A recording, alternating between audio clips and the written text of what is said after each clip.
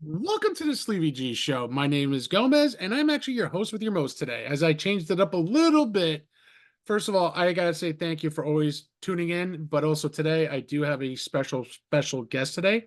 I would like to welcome JT from JIB Machine Records. JT, how are you tonight? I'm great. How you doing, Gomez? Doing good, doing good. Thank you for coming on the show. I'm excited to have you on here. Been doing a little nice little research of this tribute album that came out, Rush for Cover, with a partnership with Twice High Records, hmm if I'm correct. It's Twice as High Records. They're from Williamsburg, Virginia, ran by my man Ryan. And we I was doing some other they're a small boutique vinyl only label, Mhm. and they do some limited digital, but it's mostly their vinyl boutique. And JIB was a bigger label that was doing some distribution for them. And he said, we should probably do a project together. And then for the course of a couple of years, it was kind of a labor of love. And realized we were both Rush fans. Ryan's a much bigger Rush fan than I. I love Rush though, and we thought that would be cool. And obviously, we didn't want to make a record that no one's Rush, but we wanted to pay tribute, and I think we've accomplished that with this release. And let me tell you, some of the songs I actually got to hear the album, which first of all, it's an amazing to hear Mhm. what it sounds now to compare with how Rush played it back in the day. You know what I mean? The heyday. And the guitars, the bass, the drums is totally different from what it was in the 80s and stuff like that. And I'll tell you, I gotta say, this was such a wonderful tribute album. I enjoyed it. And one of my favorite songs was hearing there was YYZ, YZZ. And I'll tell you, hearing that riff this morning and hearing it now what it sounds like compared to what it sounded there, I'm like, wow, they really nailed it perfectly. Yeah, that's actually Ryan's band, Double Eagle, that Okay. did that version, that- the reinterpretation, I think, as they call it. But Or the remake. yeah, I think there's a couple songs that sound more like Rush, but a lot of the bands I think tried to do something completely different and interpret the song in a manner that suited the style of music that they play, and it just was very organic and an organic process, and I think that comes across from what we've heard from the reviews, and we've both done some interviews and Mhm. whatnot, and I mean the fans that are buying it and people that are buying it and sending us messages, and it's pretty cool. It was something cool to be a part of, and I'll tell you, I yeah. would say this. Unfortunately he's not with me. Well, he's no longer with us. A good friend of mine, probably one of the biggest Rush fans ever. I think he would have loved this record because it's just the updating of the songs. You know what I mean? Everyone had their little twist on it, but hearing it now sounded so fresh and so moderate and gives Rush that compliment, almost a compilation compliment for their albums of the past because they have so many amazing songs. Um, in my old podcast, Playlist Wars, we actually did a Rush uh, playlist wars to see who had the best playlist, and hmm and I laugh sometimes because I'm like, wow, Dom, may rest in peace. He would be laughing because he knows I don't listen to all the Rush albums, but at that time I was listening to every single album. But hearing this was fresh. Now, how did you guys come together to decide to make this CD, the tribute CD or vinyl? Yeah, like I said, so JIB was doing some distribution for Twice as High with their very first single, because Mhm. I think Twice as High has put out about 7 or 8 releases now. So this is a couple years ago. Um, Ryan had met my distributor for JIB Machine's distributor, Clay Mhm. Pasternak, and um he asked Clay about distribution. Clay is like, I don't do one-off stuff. He goes, but I got a label here in town that might be a good fit. And so he introduced us, and then we actually hit it off. And because we were having a good business relationship, Ryan said, we should do a project together.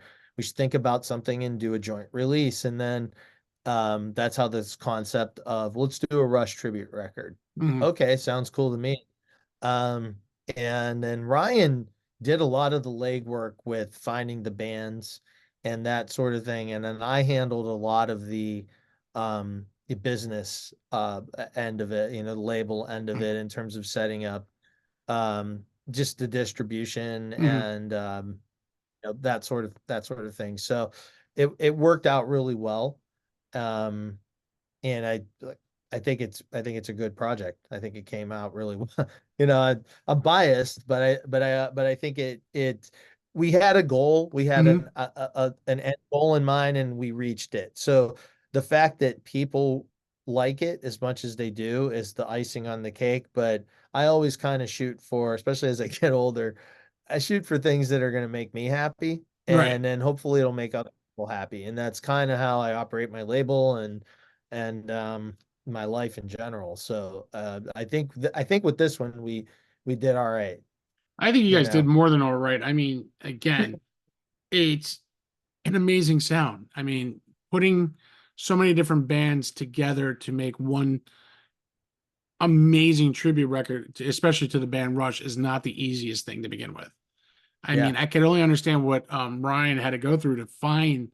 Like, I know you said he was a musician too, so his band Double Yeah. Eagle played in this. But how hard was it for Ryan to find, some of these I, bands I don't think actually? it was I don't think it was hard. I think Right. it was work in terms of, getting the word out and trying to find people. But I think when people started sending stuff, and anytime anyone would send something, he would check it out and send it to me immediately. And then Mhm. we'd listen to it and go, oh, yeah, let's move forward with this. Um, So there's bands on it from all over the United States, Canada, a number of artists from Canada. Obviously, that's where Mhm. Rush from. Europe, there's an artist from the UK. And in addition to Ryan's band, my band is Gwazi, which does the version Work, of Working Working Man, Man, which yes. kicks off the album. So we each had a track with our bands on it, and then we supplemented it with seven other bands slash artists from all over the world, really. And you know, can't we've done the interviews we've done have been out of Canada, a lot of Okay, them, and the Canadians love it, that's where Russia's from. And exactly. so it's cool. It's been fun. I think it came out really well, as I've said multiple times already, but the whole process has been fun. It's just been a really cool experience. And it sounded like it was because, I could see the smile on your face. You know what I mean? When you dive Yeah. into like a project like this, you're having a good time. It's all for the right reasons. It's not no pun intended. It's not a rushed project. You know what I mean? No, It's done it was tastefully. well, as we've been saying, it's a Rush tribute by Rush fans for Rush fans. And that's kind of like, everybody, it really was a true tribute. And with it was organic and the tensions were pure behind it. Oh, And without a doubt. as I said earlier in this conversation, that I think that comes across. And people are picking up on that. I think in the days now of AI and artificially generated Mm, music, that's not that authenticity is something that you really can't replicate. no. It's a human thing, right? And people pick up on that, and so we're proud of it, and it's selling pretty well. It's been out just about 2 months now. I think, Mhm. what's today, the 20th? I think it's the It's the exactly two 27th. Yeah. months. Yeah. You guys released Exactly it. 2 months. Yeah. Actually releasing it's 2 months in a day because you released it on April April 26th. 26th. So Okay, it's so yeah, it's been 2 months and a day, and so far so good. I mean, we've sold quite a few copies all over the world, South that's awesome. America, Europe, Canada, the United States, and that's just what we've distributed. Like, we haven't even gotten back our numbers yet from, like, my distribution channels Mhm. through JIB Machine. So, because we're doing kind of a joint independent slash normal distro channels, because to get this out there. So if someone wants to buy this on Amazon, that's through, like, my channels. You can go on Amazon right now, search Rush for cover, Rush tribute, and it'll pop up. Oh yeah, it will. And we have was it. I've You seen checked it it. out? Yeah, I checked it out because it's kind of fun. I do my little research a little bit here and there. So I saw it on Spotify. I saw it on Amazon. I'm like, oh, they got it for sale already. Yes, you know what I mean. So it's kind of cool Yeah, to see that. it's available in creamsicle, which is like an orange, and Hmm. opaque sky blue vinyl. So two different vinyl choices. And if you go to rushforcover.com, you can download the album digitally too. So it's available in both formats, And that's awesome digital and because it's kind of funny. I was talking to another band just the other night, and we were just talking about the difference between the CDs and the vinyls. And I mean, CDs are great. I mean, you couldn't put your vinyl record player in a car. They didn't have that luxury because I felt like vinyl has something better than CDs for some strange reason. I don't know what it is. But hearing a record being played on a record player it sounds like it just gives the sound so much better. Now that we're in the digital age, like you said, your iPods, all yeah. these things, it feels like it took something away from the music from back in the day a little bit. Like I personally, I mean, I Oh, was born in 79. So growing up in my MTV world, I've watched tons of music videos. And the thing is, what I missed is the music videos because there's a story to it. You know what I mean? And yeah. that's something I don't know, as you work for JIB, records, I don't know if that's something that you guys miss, but I know I miss seeing those. You could hear it in the music, but it just Yeah. seeing the physicality of a video. Well, I think the interesting thing, first comment on what you said about the sound. Vinyl, when you're dealing with analog, there's a warmth to it that Hmm. um I think really that can, like, if it's done well, if the album's recorded well, if it's mastered well, and the vinyl is pressed well, you'll really hear that and you feel it. CDs, on the other hand, I personally like CDs too. My label still releases a lot of CDs Hmm. because from a sound pure, like a pure sound, I still think CD quality is the best. And this is my opinion. But digital, when you're dealing with Spotify and even MP3s that you would download from iTunes, Hmm. um, it, it's just not, it's just, they don't sound the tech. It's good for convenience, but it's not good for really soaking in and hearing the music in the way that it was intended to sound, if that makes any sense. No, and I And get that. so, yeah, and so I just think it's a personal preference. I think it's a Hmm. matter of what people prefer. I mean, I like Spotify when I'm cutting the grass, or just, it's convenient if I just want to hear a specific, like yesterday I was working and I read an article that said 2 days ago was the 40th anniversary. This makes me feel really old, of Purple Rain Oh wow. coming out. Okay. I'm And like now I'm feeling man, old too. like, yeah, and I'm like, man, I haven't heard Purple Rain. And I just opened up my Spotify and I listened to the deluxe version of Purple Rain, Oh which I wow. never heard, which had all these cool remixes. And Hmm. you should check it out. The deluxe version of Purple Rain, it's got all these songs that I never heard that weren't released, ever until this deluxe version came out. And then they had Right. like single versions and remix, and it's killer. That's one of my favorite albums ever. That album influenced me greatly when I was a kid, and I still think it's perfection. I mean, it is from beginning to end a perfect record in a lot of respects. And caught Prince at the height of his talents, I think.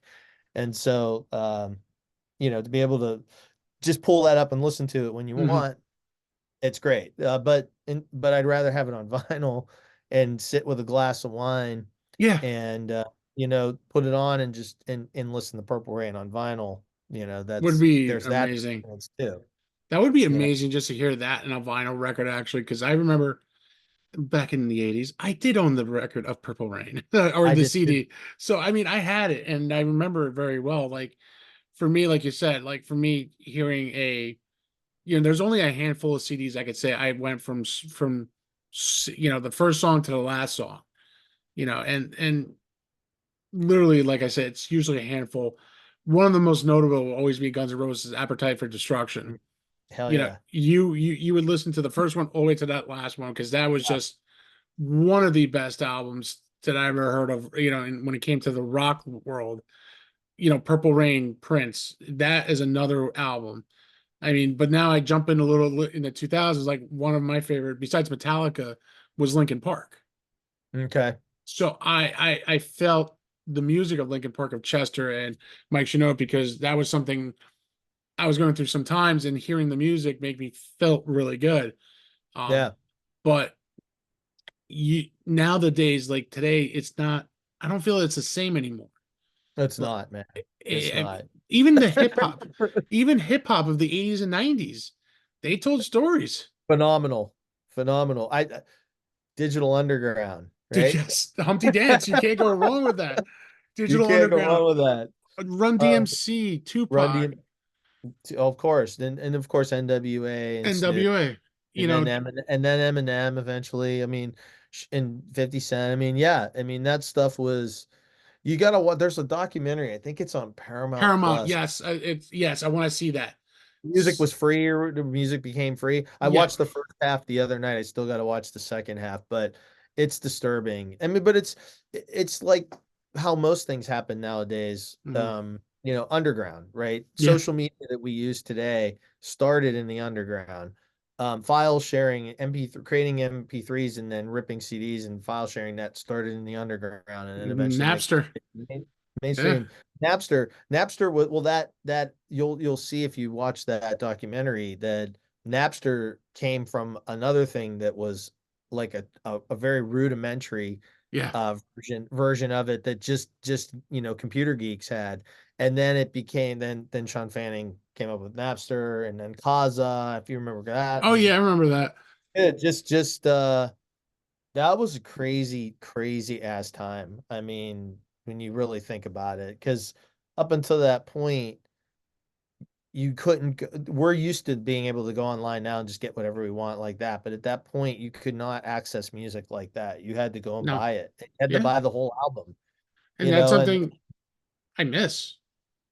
yeah, I yeah, miss me going to too. a Sam Goody. I miss going to a Tower Records. I miss going to FYE just to get either not even just even a DVD. Like I feel like now the movies too. You know what I mean?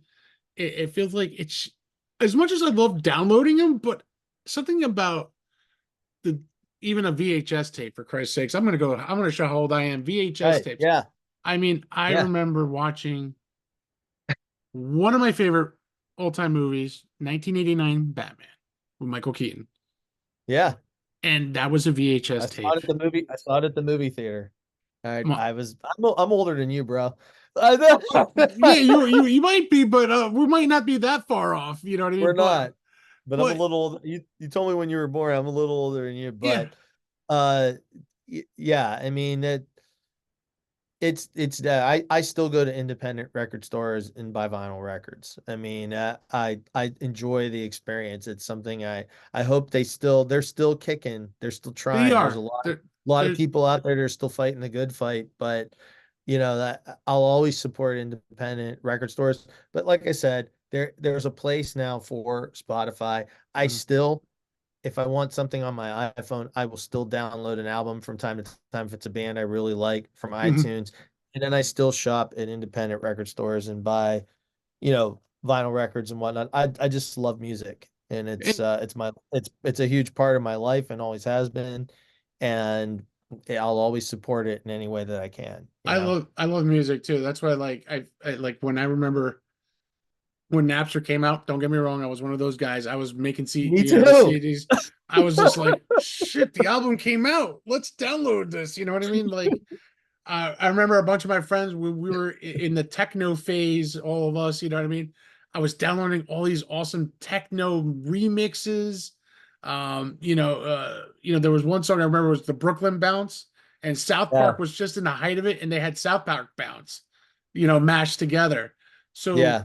these were some of the amazing times that I remember. But also, I still went to Sam Goody, Tower Records before they were shut down to go buy CDs. Like I still remember, oh, how old was I? I think it was 13 when Snoop Dogg came out with his album.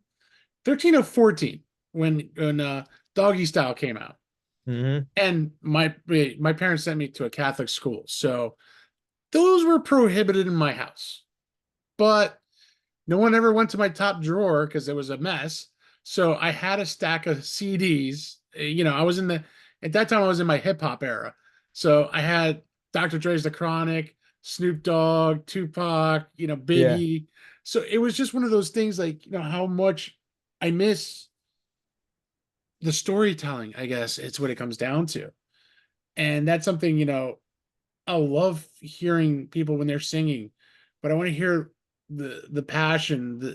Digital, you like you said, you don't hear it as much, but when you're hearing it in a CD or a vinyl, you hear the passion. You want to see the passion that you know the band or the singer or the bassist has, because I feel like we stepped away from it. And if you get a chance to go see a concert these days, it's amazing.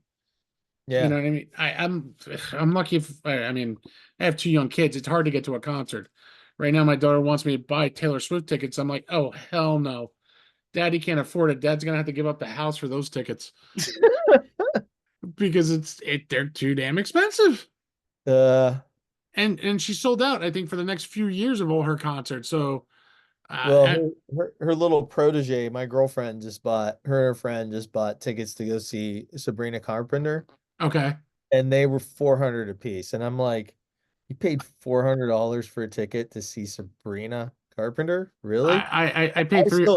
still I still go to a lot of concerts. Um, but I just saw Fish at the Sphere in Las Vegas when they did their 4 night stand, and I heard I I paid heard that was phenomenal. $160. I paid $160 for that ticket. So to I put that in perspective, that's a chunk of change, but not compared to $400 to see Sabrina Carpenter. But What to the see fuck? Fish at the Sphere, though, at Vegas Sphere, Yeah, it was that's it's the mm, coolest one. The cool it is the I'll say it is the coolest thing I've ever seen because there's nothing like it yet. The Sphere is truly original, and it's truly an original venue because it is part of everything. Like mhm, you go see a show, like if like you live in Jersey, I live in Cleveland. Like if a band is touring, they're gonna play at your arena, they're gonna play at our arena. It's gonna be the same general show. right. The Sphere is part of The show. it's part of it. It's yeah, with the screen and the sound, it's just I've never experienced anything like it. It's truly amazing. I heard nothing but good things, and one of my, let's just say a friend, aka old co-worker, went to go see Fish too at the Vegas Fair, and he just said he had a little bit of vertigo because of the movement. He wasn't ready for that. That's what everyone keeps on saying. I was okay. I'm surprised I wasn't that way because I used to be, Mr. Roller Coaster when I was a kid, and now I have a hard time going out on a boat for an afternoon on a lake. And Mhm. but I was fine. Of course I was um I saw fish, so use your imagination. Oh, I I already wasn't know. yeah. Trust me. I've seen Mo a couple of times too, so I know. I was lucky to see Mo a couple of times, and actually we went to. It's dating back maybe almost 10 years ago. We went to go see him at Snowdown in Vermont. Hmm. We none of us ski. We just went for the music because they played Yeah, it on right in one of the resorts and the ski on right on the mountain. that sounds like a cool experience. And it really was because I was just getting into Mo. I was not really a huge jam band guy. I've listen, I love Blues Traveler growing up. I've seen him a bunch of times. Masahu too was just an amazing vocalist too. Mhm. And so my friend introduced me to Mo, and I'm like, all right, I'll check it out. And I was like, all right, I'm digging it. And one of the songs that really got me was Lazarus, because that's my middle name, technically. Oh, Uh, cool. so for me to hear that, I'm like, all right, I really do love this song. I would love to see them play. So of course, I drive up in an Impala and I hit every snow heave driving up, I felt like. But to go see them live, not one night, 2 nights, I actually think it was 3 nights that we stayed there. And we went outdoor, indoor, outdoor. And to see them live and hear the music was, well, I know the second night I was kind of really buzzing more than anything. But, the other 2 nights, the other two, I was fine because I was drinking Coronas and keeping warm.